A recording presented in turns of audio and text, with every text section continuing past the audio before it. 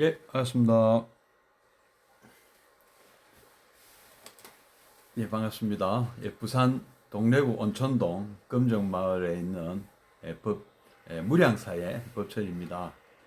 예, 부처님 생애를 지난 1월 29일부터 공부하고 있는데요. 매주 화요일, 매주 수요일 저녁 7시부터 8시까지 1시간씩 제가 운영하고 있는 밴드에서 라이브로 방송을 하고 이 녹화된 것을 유튜브로 공유하고 있습니다.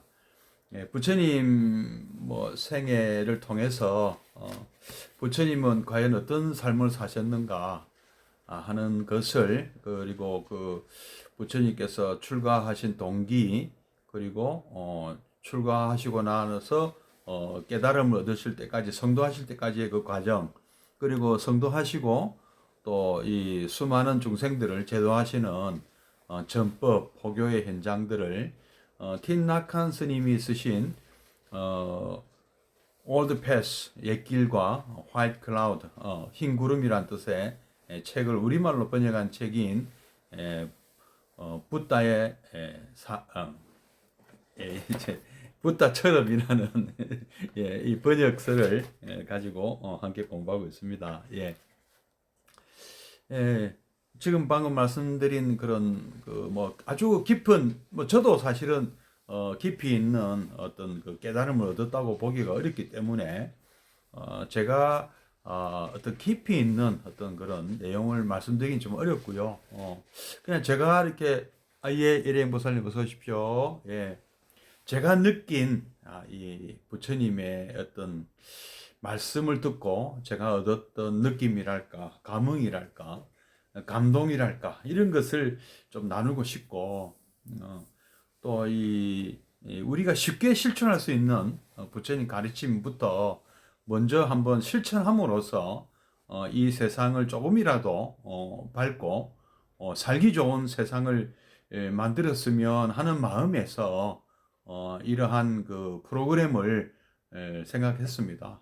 거기다가 뭐 안 그래도 지금 비대면 사회에 있지 않습니까? 그래서 저희 뭐 무량사에서도 거의 뭐 법회를 이제 못한 지가 벌써 뭐 반년이 넘었습니다. 예, 참 우리 늘 오시던 우리 그 뭐 우리 불자님들 얼굴이 지금 가물가물할 정도로 지금 이 법회도 못하고 이렇게 참 여러 가지로 좀 이렇게 그 문제가 많은데, 거기다가 뭐 제가 부산구치소라든지 뭐 동의의료원이라든지 찾아가는 법회를 제가 하고 있는데 그나마도 지금 못하고 있고요. 그냥 이렇게 절에서 방송 또는 줌을 통해서 뭐 공부방도 하고도 있고요. 그래서 이제 여러 가지로 우리 부처님 가르침도 배우고 또 부처님 가르침을 또 전하고 배움과 어떤 그 포교를 뭐 동시에 지금 하고 있습니다. 저도 이게 그 모르겠습니다. 저도 뭐 공부가 깊은 건 아닌데요. 해보면 해볼수록 공부해야 될 범위가 더 넓어지는 그런 느낌을 받고 있습니다. 그래서 그리고 제가 이렇게 그 좀 늦은 나이에 시작을 해서 그런가 이해가 안 되는 부분도 많아요. 예, 그래서 어떻게든 이 말씀을 이해를 해보려고 이게 선지식들에 쓰신 직접 찾아뵙고 참 이렇게 공부를, 저도 그런 공부를 했으면 참 좋겠는데 참 그럴 수도 없고요, 그죠? 예, 그래서 저도 이렇게 뭐 방송도 보고요, 유튜브도 보고 법문도 듣고 합니다. 예, 예, 효정보살님 안녕하십니까? 예, 그리고 이 경전 또는 경전 해설서, 요즘은 뭐 경전 공부하기 좋지 않습니까? 요즘처럼 경전 공부하기 좋은 시대가 없는 것 같아요. 2600년 우리 불교 역사상 지금처럼 부처님 가르침을 배우기가 좋은 시대가 있었나? 없었다고 생각이 듭니다. 예. 지금은 우리가 그 외국어를 몰라도 그죠? 예, 예, 맞습니다. 예, 예시를 보살님 어서 오십시오. 기다렸습니다. 예. 예. 지금은 외국어를 몰라도 옛날에는 한문을 모르면 뭐 불교 공부 못했죠. 경전 공부를 못했죠. 그리고 경전 한권 구하기가 정말 참 하늘의 별 따기입니다. 지금 하늘의 별 따기보다 오히려 더그 경전 구하기가 더 어려웠던 시대도 있습니다. 예, 그런데 지금은 어떻습니까? 불교 관련 뭐 경전이 되었던 경전 해설서가 되었던 아니면 좋은 어떤 그 명상의 가르침을 적은 책이든 수행법을 적은 책이든 지금은 너무도 구하기도 쉽고 배우기도 쉬운 시대지 않습니까? 예. 얼마나 그 경전 구하기가 어려웠나 그 어떤 전법과 구도의 그 과정을 또 우리가 공부를 해보면 정말 참 야, 이렇게 힘들게 참 우리가 전법 여행을 했고 구법 여행을 했구나 하는 걸 보면 지금 참 그때 그런 그 선지식들 그분들이 없었으면 과연 오늘날에 우리가 이렇게 불교를 이렇게 배우면서 우리 마음 공부를 할 수 있을까 하는 생각도 해봅니다. 이 참 이렇게 전법을 해주신 역대 제대 선지식들께 정말 고마워하지 않을 수가 없습니다. 우리가 하는 그 삼보에 대한 어떤 그 고마움을 귀하고 고마워하는 것도 우리가 세 번째 뭐 우리 스님들께 귀한다 할 때는 바로 그런 스님들을 의미하는 것이죠. 우리에게 우리 부처님 가르침을 이렇게 전해주신 분들 그런 분들께 귀한다고 저는 생각이 됩니다. 자 그러면 이제 삼기 의례와 함께 한번 시작해 보도록 하겠습니다.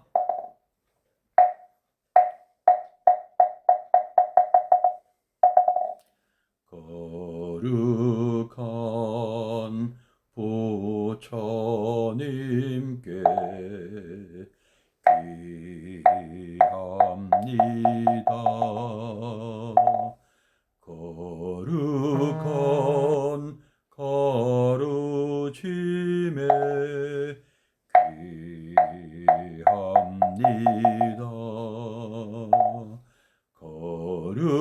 거룩한 스님들께 귀합니다.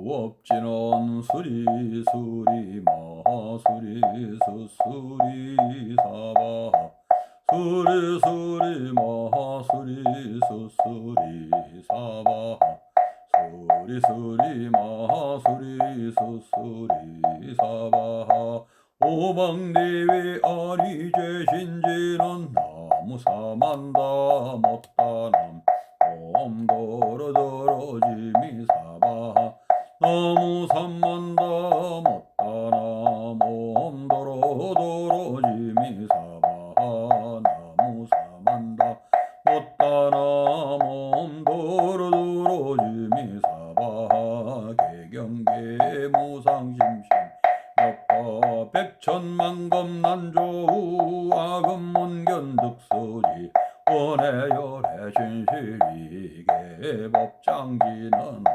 아라나 마라다 옴 아라나 마라다 옴 아라나 마라다.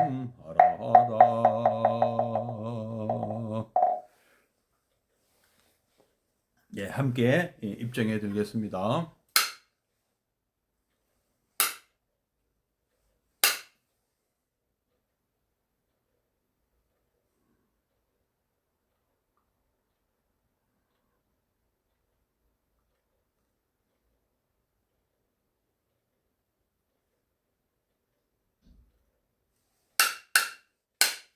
입정 바로. 날씨가 너무 좋습니다. 너무 좋고 또 해도 많이 길어졌어요. 해도 많이, 이제 해가 졌네요. 조금 전만 해도 해가 있었거든요. 이제 해도 많이 길어지고 이게 바깥 활동을 이제 활발히 해도 그런 되는 시대가 왔습니다. 되는 계절이 왔습니다. 그러나 여전히 이 코로나 사태가 아직도 우리가 마음 놓고 바깥 활동을 할 수 있도록 하지는 않고 있습니다. 예. 그래서 어서 이것이 진정이 되고 정상적인 우리 일상생활이 가능해지기를 정말 우리 함께 기원해야 되겠습니다. 예. 제가 이렇게 아까 그 사국에 우리 그 오늘 천수경 중에 그 좀 나왔죠. 무상심심 민묘법. 더없이 높은 깊고 깊어 심오한 아주 그 미묘한 이 부처님 법이 백천만급 난조. 이 백천만급이 지나도록 사실 참 만나기가 어렵다. 부처님 법을 만나는 확률이 없다. 옛날엔 정말 그랬다는 좀 이따 그 말씀도 드리겠지만 정말 부처님 법을 만난다는 것이 이게 보통 행운이 아니다. 한번 설명 들어보면 정말 그런 것 같아요. 악음문견 득수지. 이게 제가 지금 듣고 보고 이제 제 것으로 이제 삼아 우리가 받아들이고 수지하고 독송하고 뭐 이렇게 해야 되는데, 그러면 그 목적이 무엇이냐? 그다음 마지막에 나오죠. 원해 열의 진실이 원하올 건데 이해를 하고자 한다.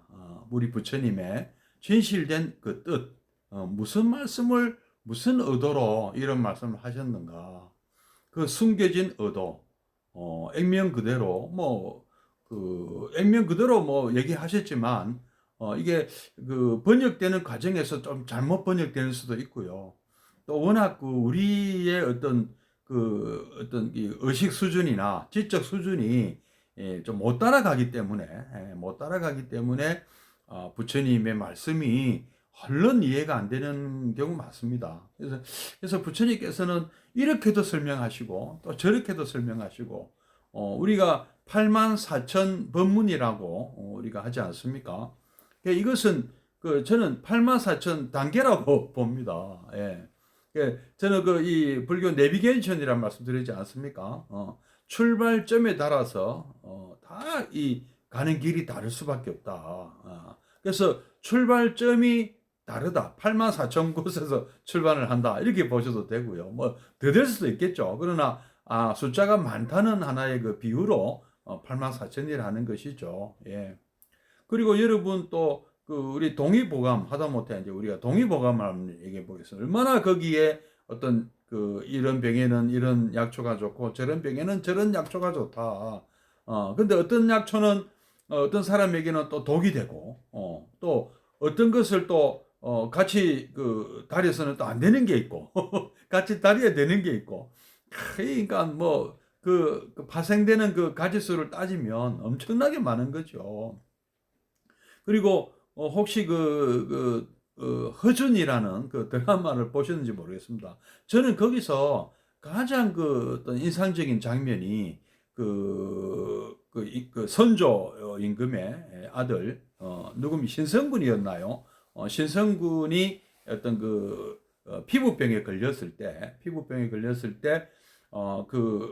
뭡니까? 거기 이제 고름이 피를 짜냈나요? 어떤 거머리를 이용해서 치료하는 거 혹시 기억이 나십니까?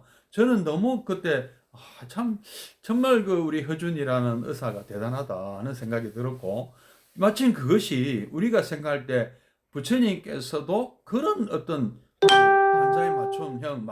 환자별로 맞춤형 가르침을 주셨기 때문에 이럴 수도 있구나. 어떻게든 환자를 고치는 것이 목적이지. 어떤 수단을 쓴다는 것은 그런 것이 또 제가 볼 땐 방편이라는 이 용어를 제가 이렇게 처음 냈을 때 딱 그 생각이 나더라고요. 그래서 거머리라는 것은 우리가 사람들이 참 논에서 거머리가 다리에 붙었다. 이게 참 큰일 날 일이지 않습니까? 그러나 어떤 사람에게는 그것이 약이 된다는 것이죠. 독도 약이 되고 약이 또 독이 될 수도 있고. 예. 그래서 부처님의 가르침은 부처님께서도 그렇게 얘기하셨어요. 내가 주는 가르침을 잘 다루어야 한다고 말씀하셨어요. 물뱀의 비유에 나오지 않습니까? 예, 뱀을 잡을 때는 이 독사인데요. 독사의 독이 어떤 약도 됐는가 봐요. 그래서 약을 뱀꾼이 독사를 잡아서 거기서 독을 좀 짜내는데, 그냥 이렇게 익숙하지 않은 사람이 뱀을 잡으면 물려 죽을 수가 있다는 거죠. 독사한테 물려서. 근데 아주 익숙한 뱀꾼은 딱 목을 눌러서 법정 못하게 한 다음에 이 독을 짜낸대요. 예, 수미전 목사님 어서 오십시오. 예, 마치 그렇듯이 내가 여러분들에게 주는 가르침 또한 조심해서 다루어야 한다. 자칫 잘못 다루면 큰 어떤 문제가 생긴다. 그거는 그 여러분들 그 병원에 가서 우리가 그 의사로부터 어떤 그 진단을 받고 그 약을 처방전 받을 때 또 우리 주의사항이 있죠, 그죠? 또 물어보시지 않나요? 어떤 무슨 알레르기가 있느냐고 물어보기, 그죠? 어떤 특정 약에 어떤 알레르기 현상이 있는 사람은 어떤 약을 먹어서는 안 되고 어떤 부작용도 있고 이런 것을 꼭 가르쳐 주도록 되어 있지 않습니까? 그런 굉장히 연상이 많이 됩니다. 예. 그리고 하여튼 어쨌든 우리는 부처님께서 왜 이런 가르침을 주셨는가? 그래서 여러분들 개개인은 뭐 자기 자신의 병만 우선 낫는 것이 급선무겠죠. 누구나 다 그렇죠. 그거는 뭐 저도 그랬습니다. 저도 제 발등에 떨어진 불이 끄기 급급했고 뭐 출가했던 것도 제가 무슨 뭐 중생 제도의 큰 꿈을 안고 출가한 것이 아니고요. 제 발등에 떨어진 불을 끄기 위해서 그 끈다고 급급하 그 불을 끄기 위해서 이 또 부처님 법이 의지를 했던 것인데 저 같은 뭐 경우를 예를 들면 뭐 그런데 희한하게 그게 해결이 되더라고요. 부처님 가르침에 의해서. 그래서 야 이게 이 뭐 이런 게 다 있나 이래 가지고 한번 지금 이제 응급처치죠. 사실 보니 완치가 아니더라고요. 나중에 알고 보니까 예, 어서 박기순 보살님, 예, 안녕하십니까, 반갑습니다. 어서 오십시오. 예, 그 제가 가진 그 문제가 완치가 된 것은 아니었어요, 그때. 그러나 응급처치는 됐거든요. 뭐 그것만 해도 어딥니까? 사람이 다죽하다가 살아난 것만 해도 어디예요.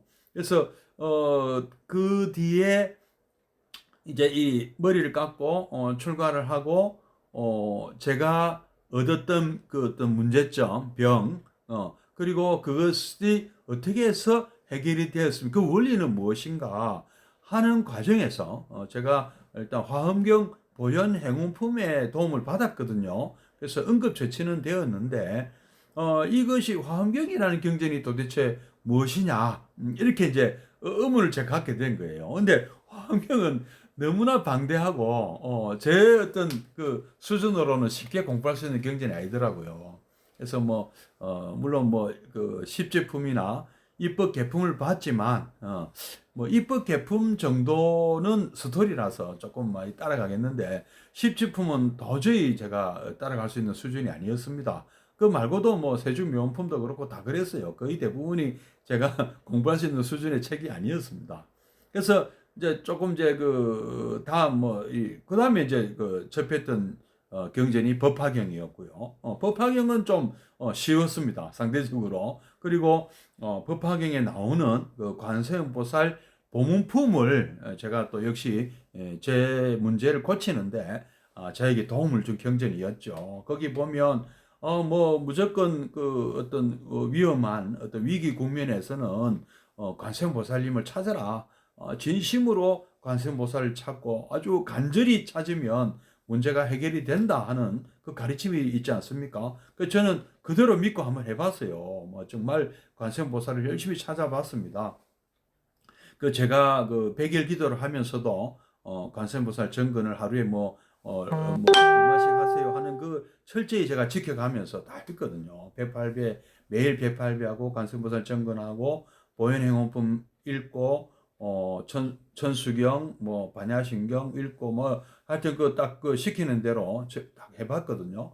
근데 너무너무 이렇게 마음이 편안해지고 저는 분명히 관세음 보살님의 도움을 받았다고 생각합니다. 그러니까 즉 관세음 보살 보문품의 가르침에 의지를 해서 저는 일단 응급처치는 된 셈이었죠. 예. 근데 그 뒤에 또 어느 날 그 제가 출가하고 법당에서 이렇게 기도를 하면서 관세음보살 정근을 하면서 문득 그런 생각이 들었어요.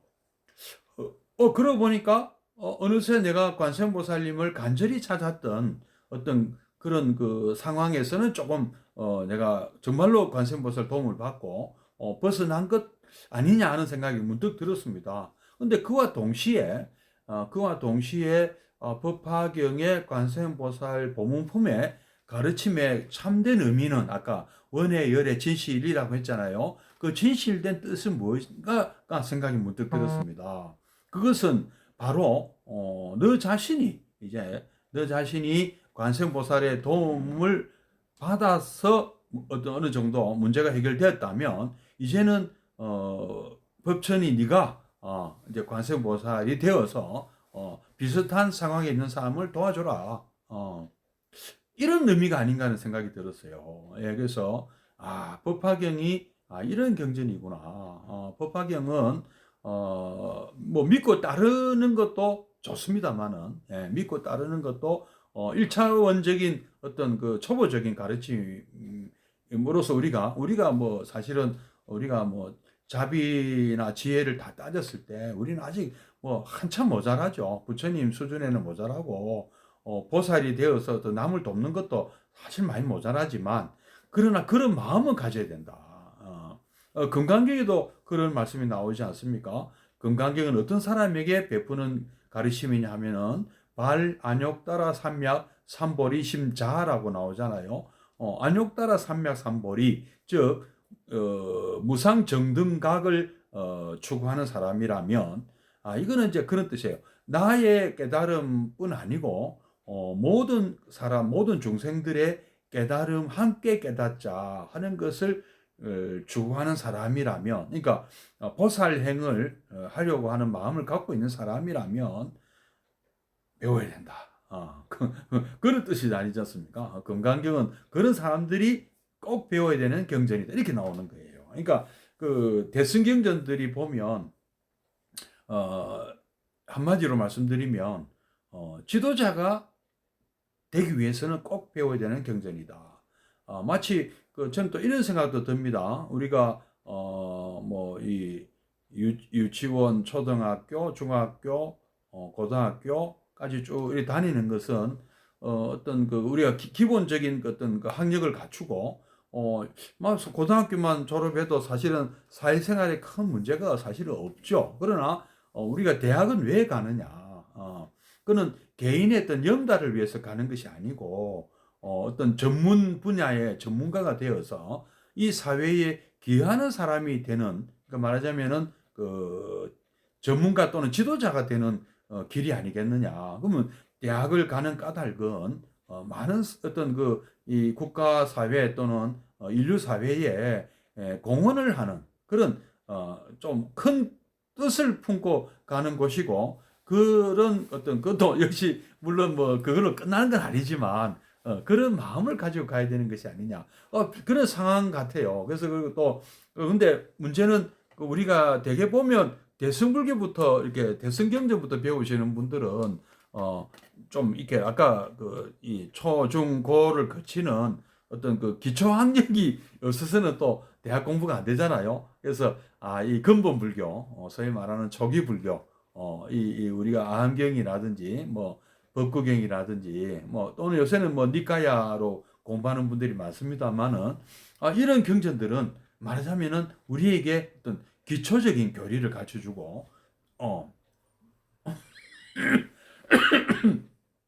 그 당연하지 않습니까? 우리가 뭐 구구단도 모르는 사람이 어떻게 미적분을 풀겠습니까? 예, 그래서 우리가 아주 그 높은 단계의 공부를 하기 위해서는 반드시 우리가 아주 부처님의 아주 기초적인 이런 가르침, 삼법인이라든지 뭐 사성제, 팔정도, 그다음에 12연기, 뭐 연기법, 뭐 이런 그 오온 뭐 12처 18개 이런 어떤 그 우리 아주 기초적인 이런 교리들에 대해서는 완벽하게는 우리가 이해하기 참 힘들더라도 우리 그 좀 어느 정도는 이거 뭐 그냥 그런 게 있다는 정도 갖고는 안 되고요.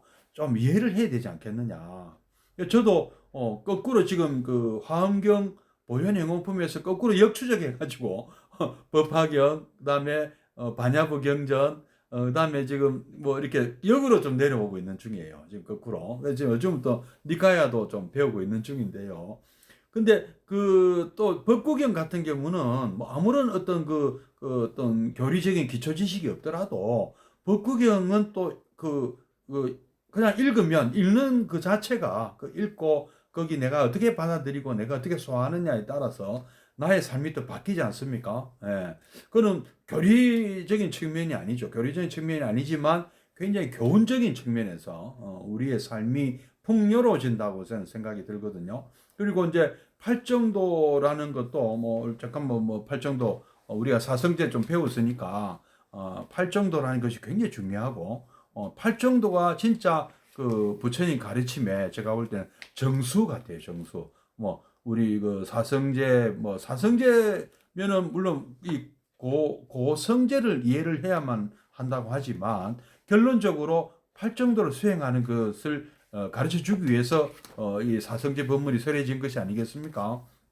그리고 거기 사성제 법문의 이론적인 바탕을 제공한 것이 연기법이고 12연기고요. 예, 그렇게 저는 이해가 되더라고요. 그래서 이 팔정도를 실천하는 삶, 그것이 우리 이 바로 깨달음의 길이고, 그 올드 패스, 티나가 스님이 올드 패스라고 한 것도 바로 이 팔정도를 얘기하신 거거든요.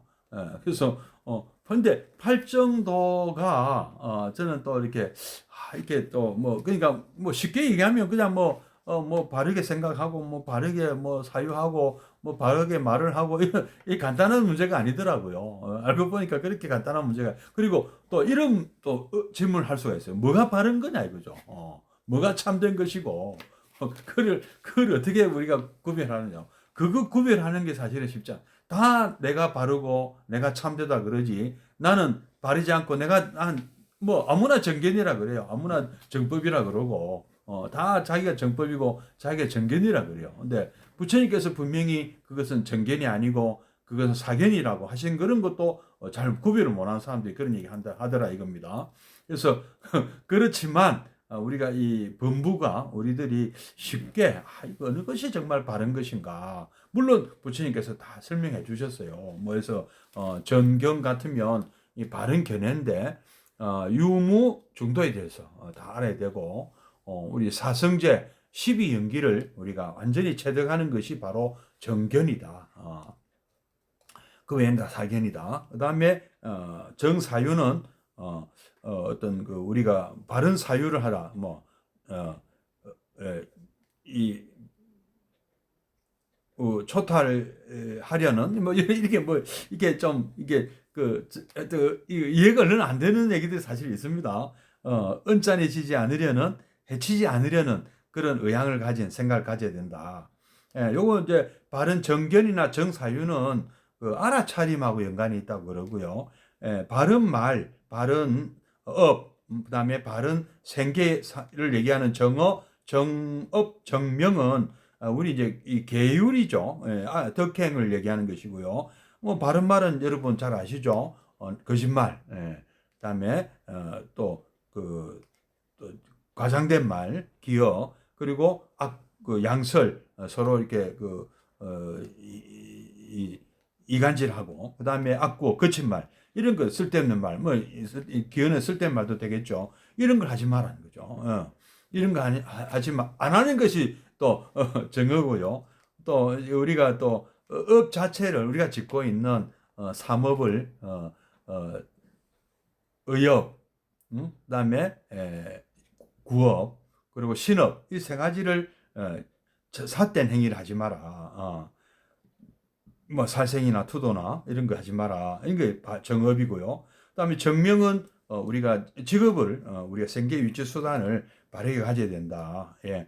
제가자는 직업 선택을 잘해야 되는 것이고 출가자는 이때 생산 활동이나 영리 활동을 하면 안 되는 거고 탁발로 근데 이 공양물에만 의지해야 된다. 이렇게 또 얘기를 하더라고요. 그리고 정정지는 사정근 바른 네 가지 노력이고 그다음에 정념은 사념처 수행을 얘기하는 거고 또 바른 정정은 또 네 가지 사선정 이렇게 얘기를 하는 것이다. 이렇게 했지만 이게 어떤 것이 바른 것이냐? 물론 우리가 수행을 통해서 알 수는 있어요. 우리가 단계 37조도품을 제대로 수행해 가면 우리가 사념처 수행을 해 나가면 다 이렇게 차근차근 하루아침에 되는 건 아닙니다만은 우리가 그 어떤 이 알아차림 수행이라든지 뭐 이 사념조 수행이라든지 그 같은 얘기는 그 통해서 우리가 알 수는 있지만 우리가 이런 어떤 기초적인 공부를 그 오랜 시간 세월 동안 닦지 못한 사람들은 그럼 어떻게 할 것이냐. 이런 문제도 부딪히죠. 아까 다시 왜 우리가 그 대승불교라는 것이 우리 불교에 생겼느냐 하는 걸 생각해 보니까 이 연기법이라는 게 굉장히 난이도가 높거든요. 그리고 이 팔정도도 난이도 굉장히 높습니다. 이거를 절대 이거를 기초로 해갖고 만만히 볼 수가 없습니다. 예, 우리가 고등학교 과정에서 배운다 해가지고 우리가 쉬운 게 아닌 걸 여러분 알고 계시잖아요. 그죠? 대학을 가기 위해서 우리가 고등학교에서 배우는 과정들이 지금 우리가 그 수능 문제 못 풀잖아요. 고등학교 수준이라고 풀 수 있습니까? 다 대학 나와서도 지금 고등학교 학생들 푸는 문제 풀어가 못 풉니다. 그 미적분, 삼각함수, 뭐, 이런 거, 수학은, 중학교 수학도 잘 모르겠는데요. 어떻게 풀겠습니까? 그리고 뭐, 영어나, 뭐, 이런 거 보면, 우리가, 했어야, 우리도 했지만, 너무 세월이 지나다 보면 이제는 못합니다. 그러죠? 그리고, 만만한 것도 아니고요. 자, 그래서, 내일 모레 이제 돌아가실 날이 다 된 분은, 이제 뭐 70 넘어서 80 넘어서 불교에 입문하셨다 이거라. 이제 이 참 이 정신없이 처자신 먹이 살린다고 정신없이 살다 보니까 나이가 이미 들었고 이렇게 불교가 좋은 그 종교인지를 몰랐는데 이제라도 제가 불교에 좀 이렇게 부처님께 의지하고 싶습니다 하는 분에게는 무엇을 가르쳐야 되겠습니까? 예, 이제 이런 참 수행들은 조금 늦었다 하는 생각이 들지 않습니까? 그래서 그런 분들에게는 역시 나무아미타불 열심히 하십시오. 그러면 나무아미타불 하시면 또 부처님께서 또 각종 경전에 그런 말씀 많이 하셨거든요. 나를 믿고 따르는 사람은 이 바른 깨달음, 바른 믿음을 가지고 나를 믿고 따르면 사막도에는 떨어지지 않는다 하는 말씀을 여러 번 하셨습니다. 경전에서 많이 보였습니다. 그런 내용들이요. 그리고 아미타경은 물론 부처님 비불설이라고 하지만 그렇지만 거기에도 그런 얘기들이 우리가 보면 아미타경도 만만히 볼 경전이 아니거든요. 보면 굉장히 신심을 북돋고 우리로 하여금 어떤 바른 어떤 이 팔정도에 위배되는 게 아니에요. 제가 볼 때는요. 맞아요.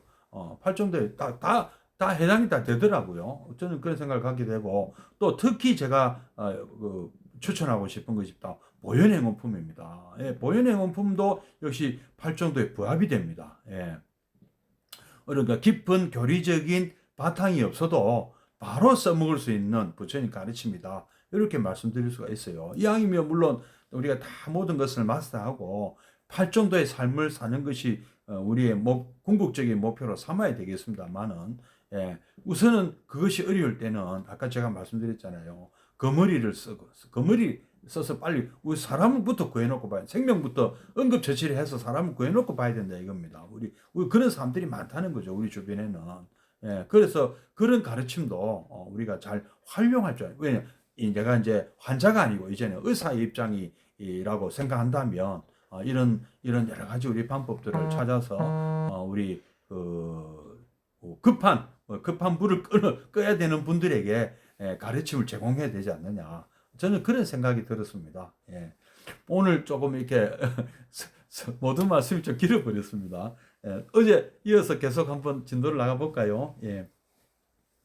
시달타는 두 손을 모아 스승에게 감사의 뜻을 나타내 보이고 자신의 거처로 돌아갔다. 대사문 알라라 칼라마의 문화에서 가르침을 받는 동안 시타르타는 다른 많은 수행자들과도 사귀게 되었다. 모든 수행자들이 시타르타의 친절하고 온유한 성품에 이끌렸다. 때로 그들은 시타르타를 위해 음식을 그의 오두막에 놓아두고 갈 때가 있었다. 그래서 명상에서 깨어난 시타르타는 종종 다른 수행자들이 바나나나 주뭇밥 따위를 놓아두고 간 것을 발견하곤 했다. 많은 수행자들이 시타르타로부터 배우기 위해 그와 친구가 되기를 원했다. 그들은 시다르타가 이룬 수행의 진전에 관해서 스승으로부터 익히 들어서 알고 있는 터였다. 언젠가 대사문 알라라는 시다르타에게 출신 성분에 관해 물은 끝에 그가 이전에는 왕자의 신분이었음을 알게 되었다. 하지만 시다르타는 다른 수행자들이 자신의 과거를 물을 때는 단지 미소로 답할 뿐이었다. 그는 정중히 이렇게 대답했다. 그것은 중요하지 않아요. 지금 우리에게 중요한 건 깨달음을 위한 수행일 뿐입니다. 예, 부처님께서는 훗날에 우리 그 제자들을 한테도 비슷한 말씀을 하셨죠. 그대가 먼저 이렇게 얘기하셨죠.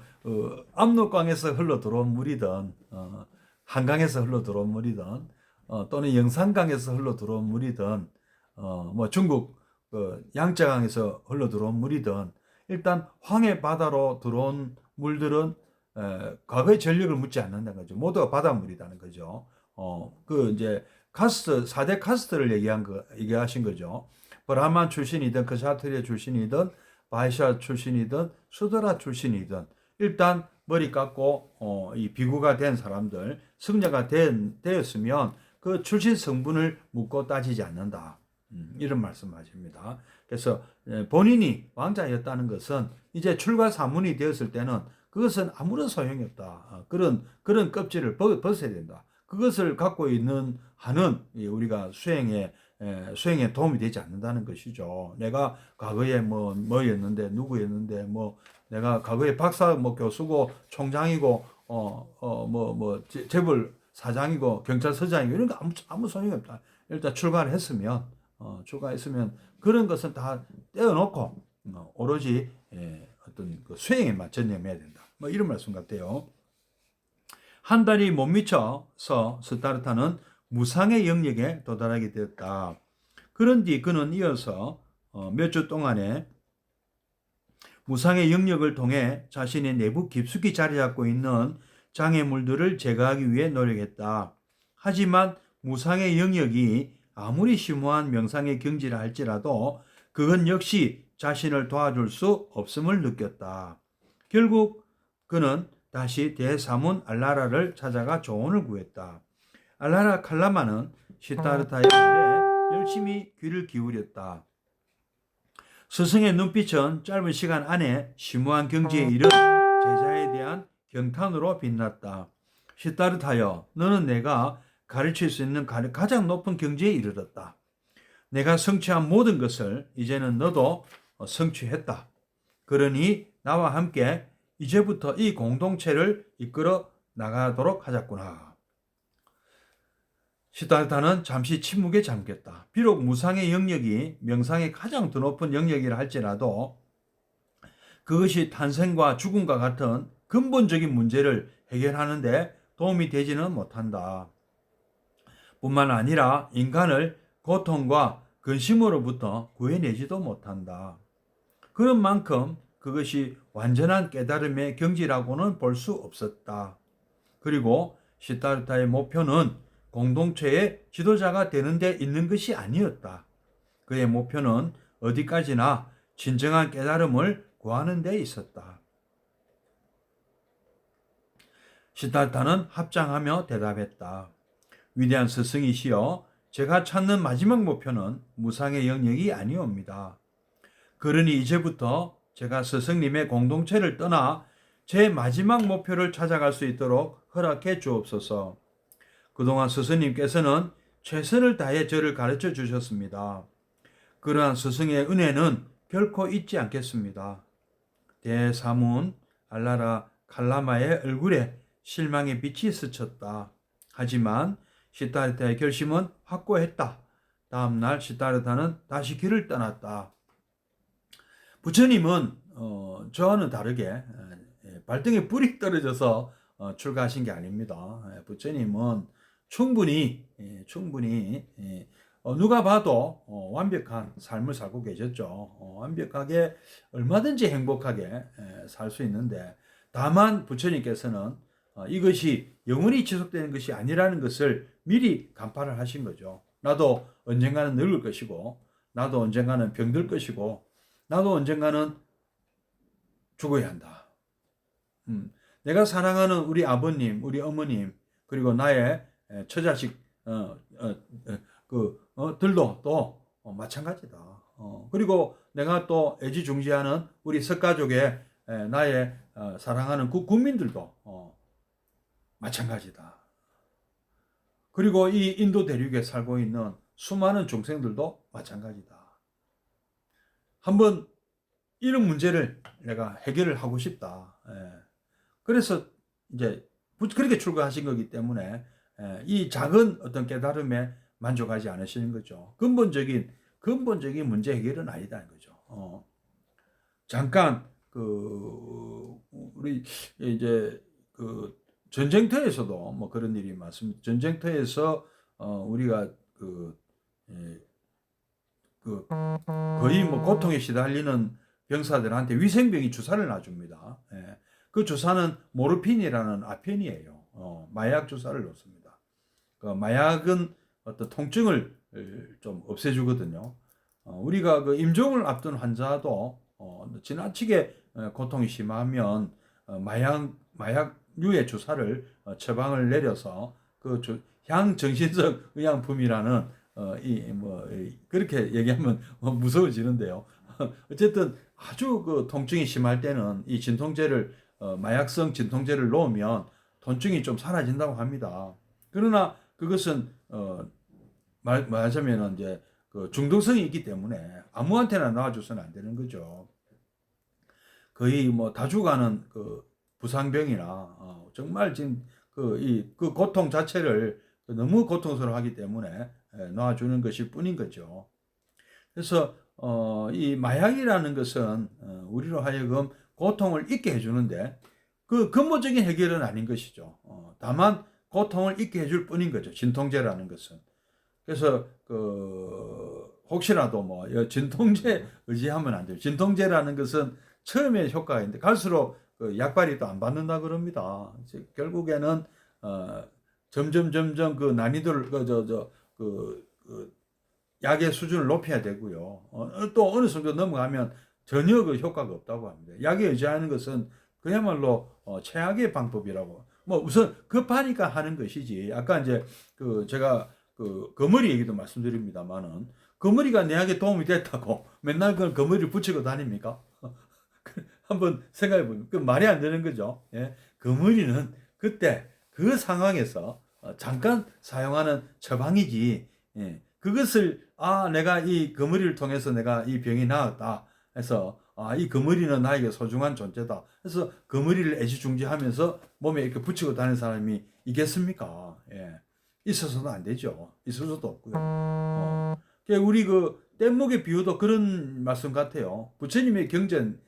그런데 부처님께서 그렇게 처방을 하신 거잖아요. 그 처방된 내용이잖아요. 경전의 말씀이라는 거는. 예, 정말 그는 그 환자한테는 금과옥조죠. 그리고 생명의 은인이고.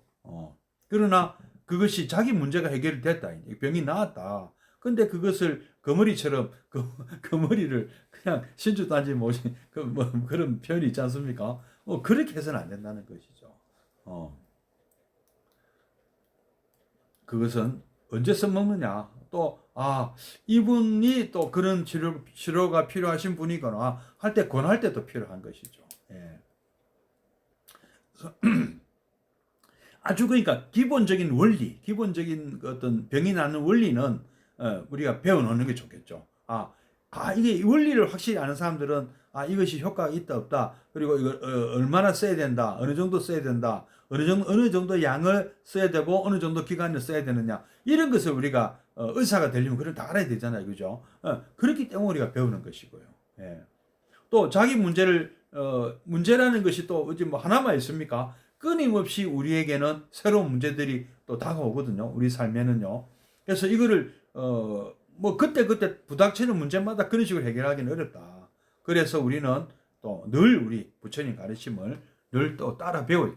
우리 또 보현행용품에 늘 우리는 부처님 가르침을 늘 따라 배운다 하는 내용이 있습니다. 8번째예요.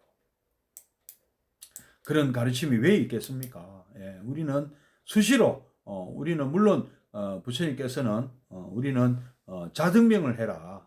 자기를 해라. 너 자신을 가장 믿을 수 있는 존재로 수준을 향상시켜라. 스스로를. 스스로 부처님 되라는 말씀이죠. 스스로 어른 독수리가 되어라는 말씀이죠. 그때 법등명이다. 또 내가 너희들에게 가르쳤던 그런 가르침의 내용들이 도움이 될 것이라는 것이죠. 그러니까 돌아가신 부처님을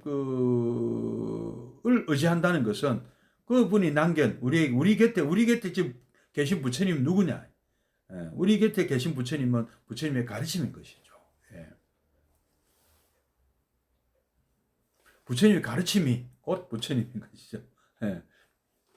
그렇게 생각이 되고 또 그 가르침을 우리에게 전해주신 분들 파미르 고원을 넘어서 고비 사막을 지나서 그 수만 킬로의 여정을 목숨을 걸고 우리에게 이 부처님 가르침을 전해주신 전법승 그리고 역으로 우리 중국이나 우리나라에서 일본이나 또 거꾸로 인도를 또 찾아가신 분들도 있죠.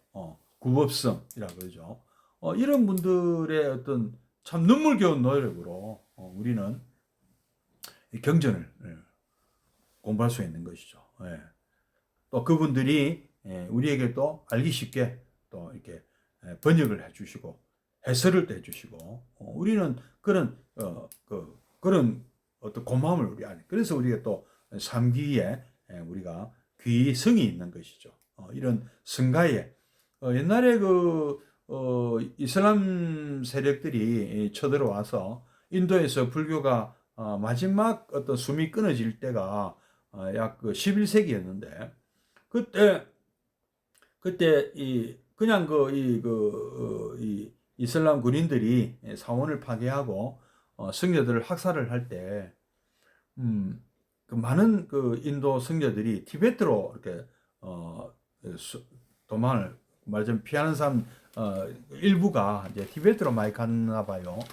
그럴 때 막 그 경전들을 또 어디 숨기고 그랬다는 얘기도 있고 하여튼 우리 부처님 가르침을 남기려는 노력은 바위에 어떤 사람은 바위에 막 새기고 그리고 그 서역의 돈항 문서에 또 벽장에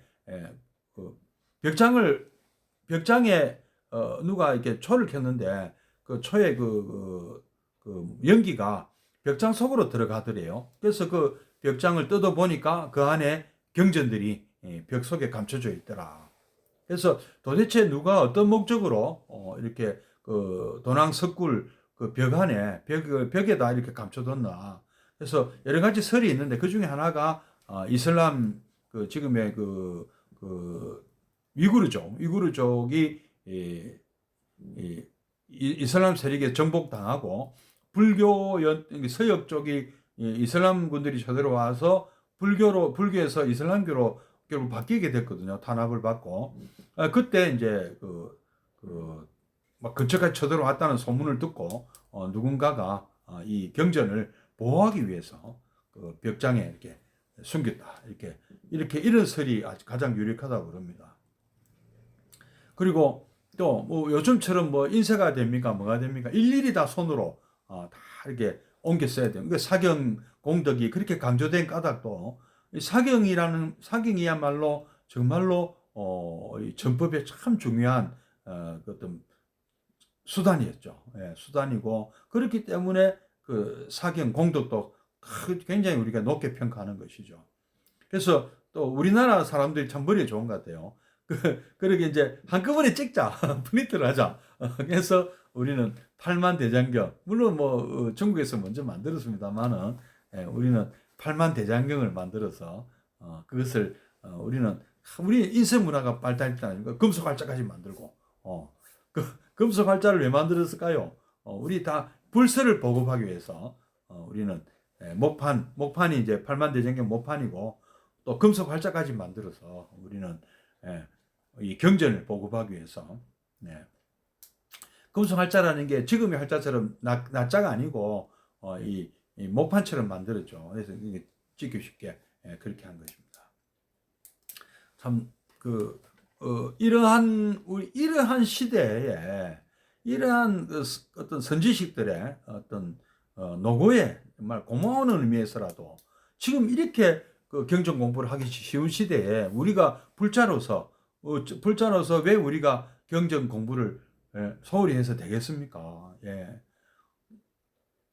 비대면 시대에 시간이 없더라도 꼭 우리가 은혜 열의 진실이 부처님의 참 뜻을 우리가 배우는 노력을 우리가 소홀히 해서는 안 되겠습니다. 물론 그 법문이 자신을 위한 법문이 아닐 수도 있어요. 잘못 배울 수도 있습니다. 그래서 아까 물뱀의 비유 말씀드렸다시피 잘 다루어야 됩니다. 그래서 우리가 스님들의 또 도움도 필요하고 우리 불교학 하시는 전문가 교수님들 도움도 필요한 것이죠. 그래서 여러분 좀 공부를 좀 더 많이 해주시기를 부탁드립니다. 예. 또 계속 하기 보겠습니다.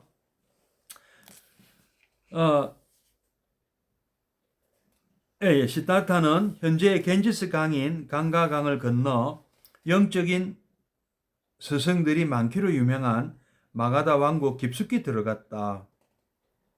그는 자신에게 생과 사를 극복하는 길을 일깨워줄 스승을 찾고자 결심하고 있었다. 대부분의 영적 스승들은 깊은 산이나 숲속에서 살고 있었다. 시타르타는 지칠 줄 모르고 그들이 살만한 곳을 물어서 아무리 깊고 험한 계곡이나 산속일지라도 찾아 나섰다. 그는 비가 오건 해가 비치건 한 달 또 한 달을 그렇게 계속해서 스승을 찾아 헤맸었다.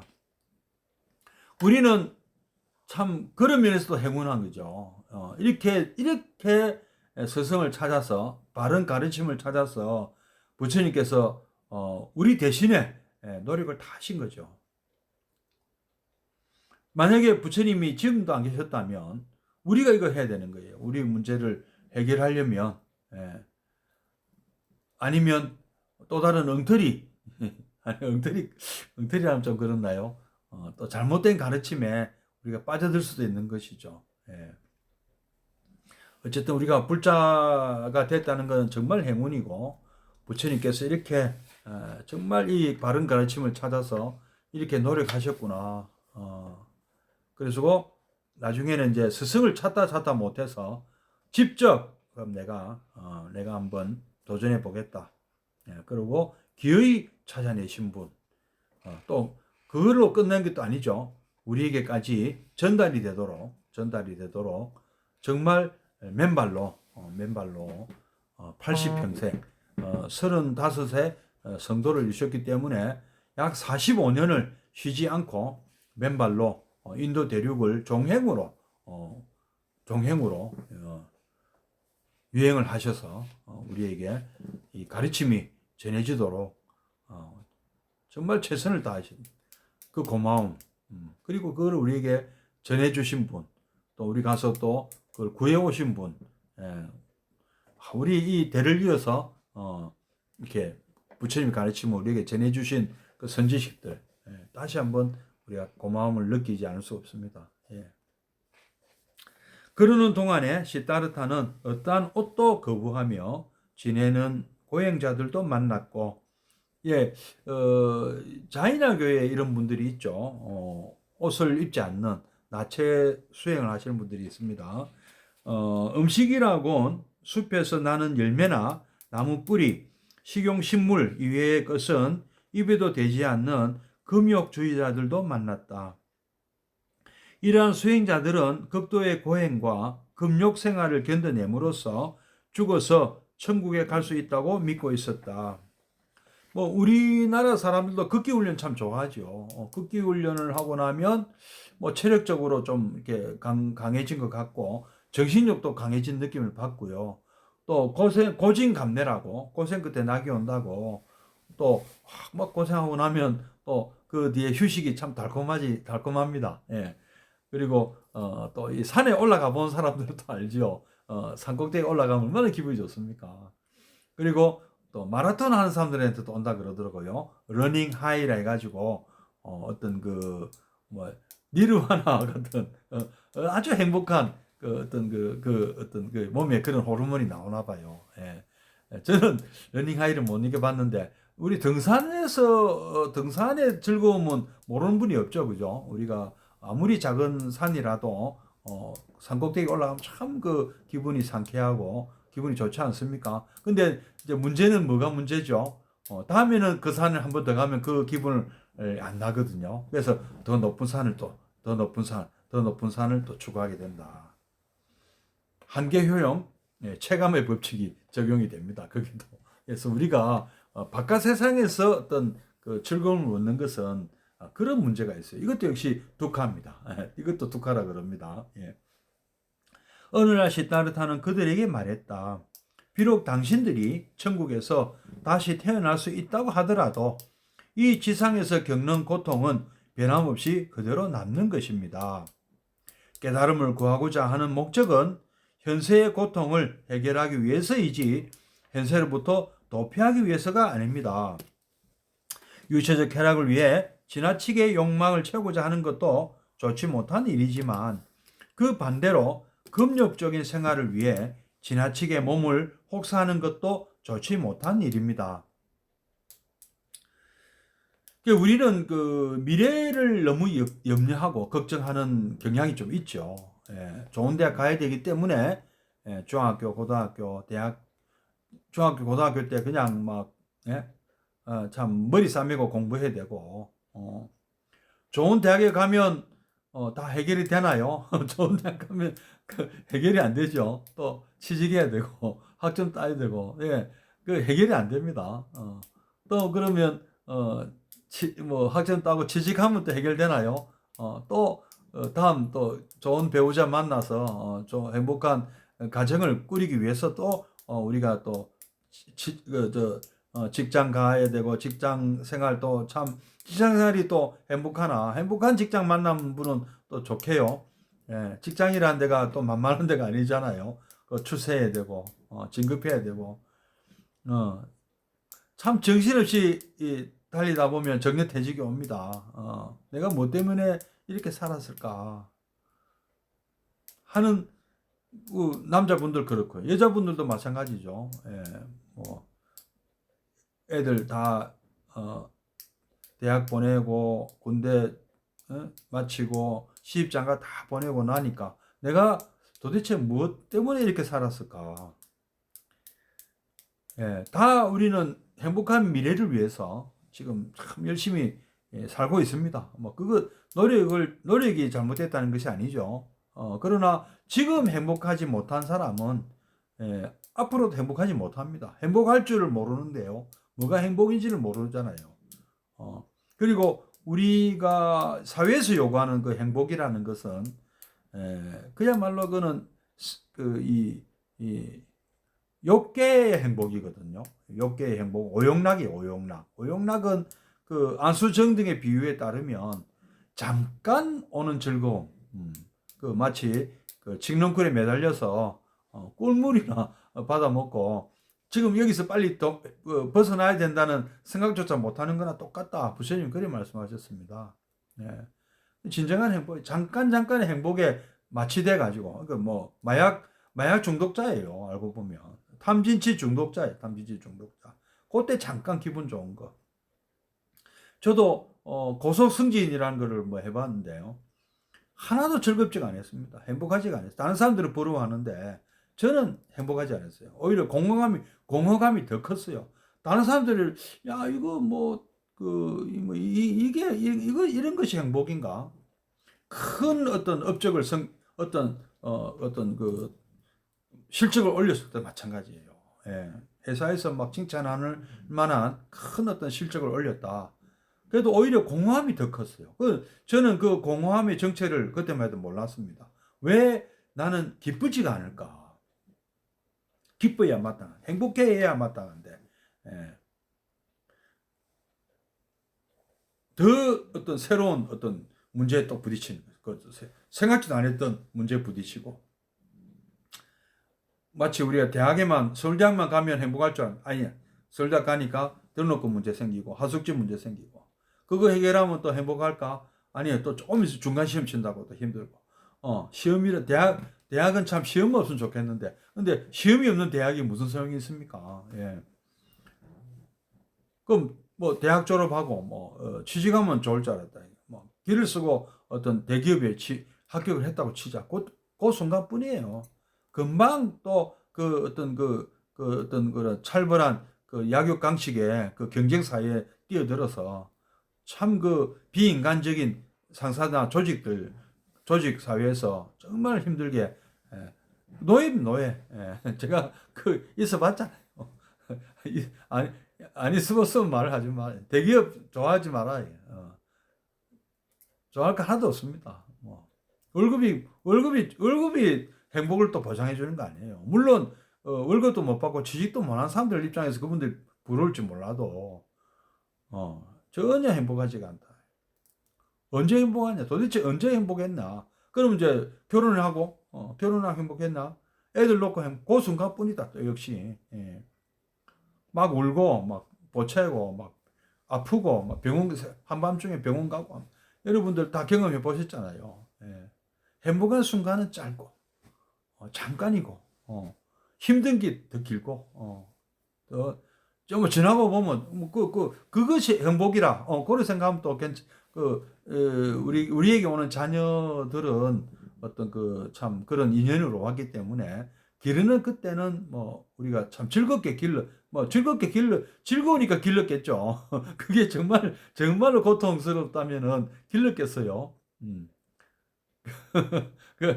그거는 참 그 뭐랄까 우리가 부모님의 은혜를 어떻게 갚느냐 하면 자식들한테 갚는 것 같아요. 부모님한테 받았는 은혜를 갚는 거는 엉뚱하게 자녀들한테 갚았던 것 같아요. 예. 그래 그것이 진정한 행복이냐? 다 영원하지가 않거든요. 오손도손 가정 이루어서 잘 사는 금방 자라서 금방 저거 잘났다고 금방 밖에 엄마 아버지 이렇게 딱 매달려서 안 떨어질려 하던 것들이 어느새 저것끼리 딱 어느 한순간에 보면 다 컸다고 섭섭하게 만든다. 그죠? 섭섭할 때가 오죠, 한 번씩. 그죠? 그래서 우리는 이 현세의 어떤 이것은 다 독하다. 어쨌든 당신들이 생각하고 있는, 우리가 생각하고 있는 이런 행복이라는 거는 알고 보면 다 독하다. 고통이다. 그걸 행복으로 여기지 마라. 부처님 그리 말씀하세요.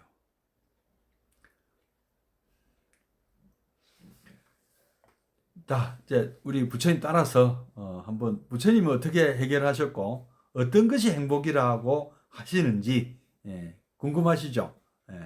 따라가 봅시다.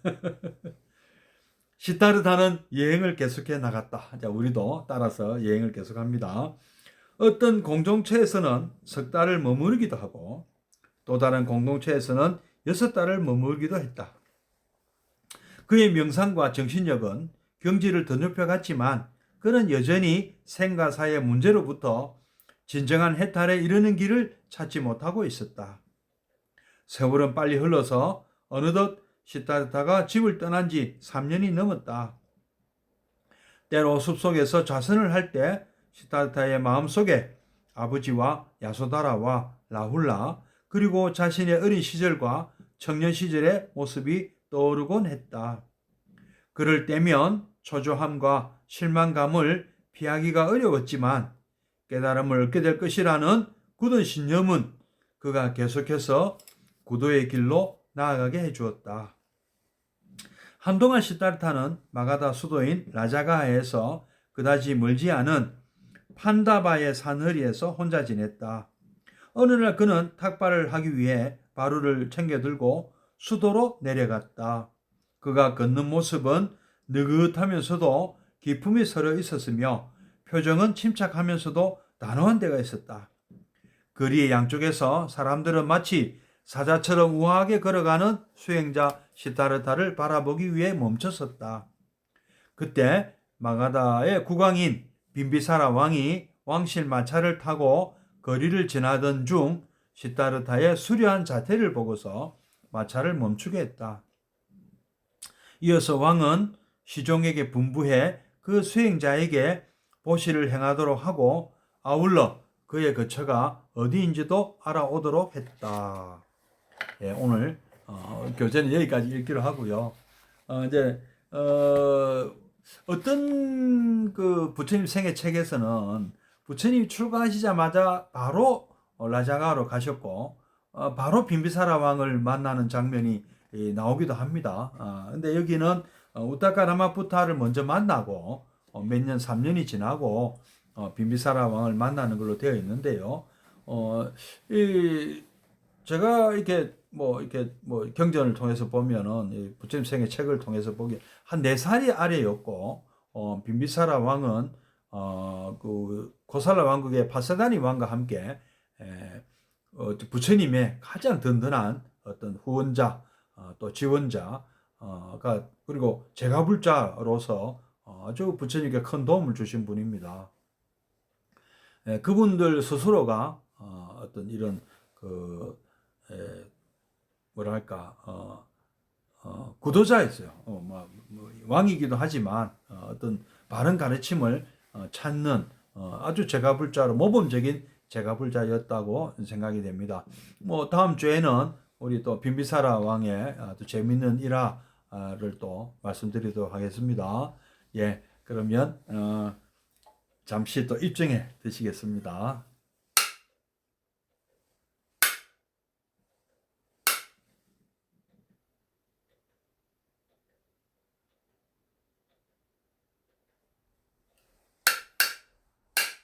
예, 입증 바로.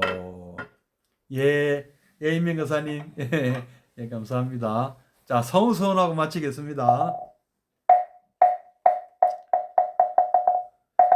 중생을 다 건지오리다. 번뇌를 다 끊으오리다. 법문을 다 배우오리다. 불도를 다 이루오리다.